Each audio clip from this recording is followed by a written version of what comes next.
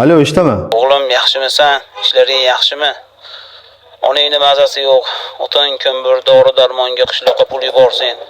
Kuni ham bir hafta 10 kundan beri ishlari yaxshi emas, mazasi yo'q. Xo'p, albatta yuboraman.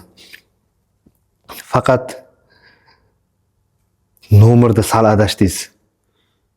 Chunki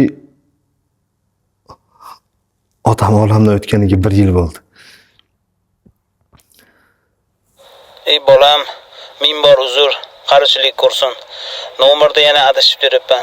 Yadingizni yangiladim. Meni kechiring. Xo'p. Agar yo'q demasangiz menga manzilingizni jo'nating. Shu so'ragan pulingizni qo'lingizga bermoqchiman. Hojati yo'q. Taqdir bergan ota-onangizga rahmat bolam. Rahmat sizga.